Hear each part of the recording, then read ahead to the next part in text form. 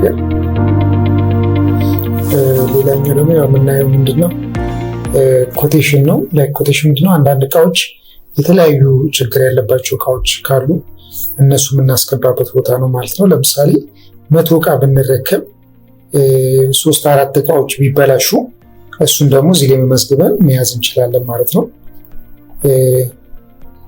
ከስተመሩ የትኛው ከስተመር ነው፣ ዌራውሱ የት ዌራውስ ነው የሚለውን ነገር ያሳየናል ማለት ነው። እዚህ ዌራውሱ መርጠን የትኛው ዌራውስ የገባ እቃ ነው፣ ከስተመር ደግሞ ኢሹ ያለበት ያለው ከስተመር ደግሞ ካለ ከስተመሩ መግባት አለበት ማለት ነው።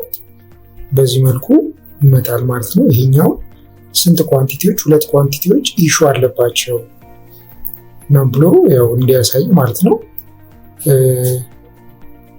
ለምሳሌ ስክሪን ኢሹ ቢኖርባቸው ስክሪን ኢሹ ላፕቶፕ ቢኖር ስክሪን ኢሹ ብለን መዘግባለን ማለት ነው። ስለዚህ 2 ዴል የሆኑ ኮምፒውተሮች ስክሪን ኢሹ አለባቸው ማለት ነው። ከስተመሩ የትኛው ከስተመር ነው ያመጣው? ይሄ የሚባል ከስተመር ወርኪንግ ከስተመር ሊሆን ይችላል፣ ራንደም የሆነ ከስተመር ሊሆን ይችላል። በዚህ መልኩ ማድረግ እንችላለን ማለት ነው። በዚህ መልኩ ነው የምናየው ማለት ነው። ይህንንም በፒዲኤፍ በኤክሴልም ጀነሬት ማድረግ ይቻላል ማለት ነው። ዳታው ጀነሬት ማድረግ ይቻላል ማለት ነው። እና ያው በዚህ መልኩ ሊስቶቹን ማየት እንችላለን ማለት ነው።